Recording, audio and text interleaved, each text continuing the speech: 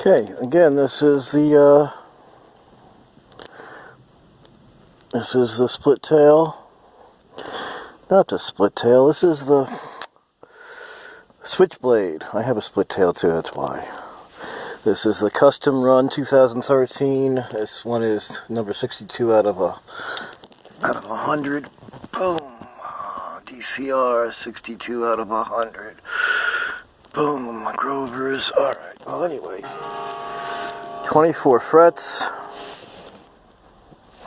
This one has a DiMarzio stock and another DiMarzio 1000 series Floyd, which I put also, I don't know if you can see it in there, the red springs, which are the heavy duty. I have all 5 springs in here because I tune my guitar down to like C sharp, standard, D flat, which is C sharp. I tune it down, so with all the springs in there, I still float the bridge fine. But I have a lot of play, and it's not super wobbly, but I can keep that there and then go.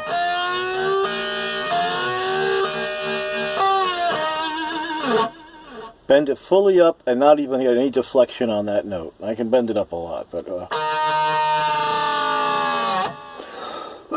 it's a little bit heavier on the bar, but I also have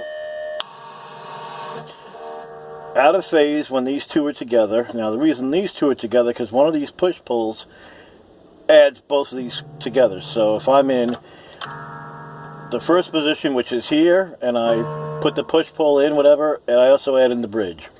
If I click it over and have these two, this is still in as long as I have that push-pull covered. If it's in the center, I only have the center. There's just doesn't matter what these two together because they're not engaged. And back again, if it's in these two and I have this push-pull engaged, then it's also adding this. So then basically I'm using all 3. And then, again, if I have it just there, and I pull that, then it's the bridge and the neck. But it always seems that there's just slightly more power into whichever one it's engaged in. So if it's here, it's slightly favoring the bridge, and if it's in this one, it's slightly favoring the bridge. And then I have the reverse phase, so that gives you like that. You know, you can hear the difference.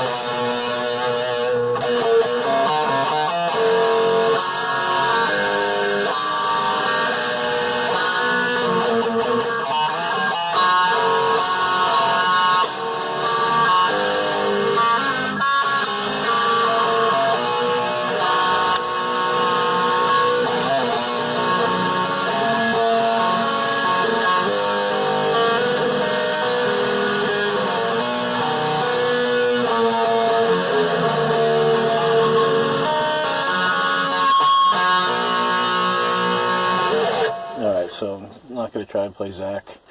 I just wanted to show you basically what this has in it. Little upgrade on the update on the 2013 Dean Switchblade Custom Run. Oh, by the way, if you hadn't seen in the back, it has the slight body carve.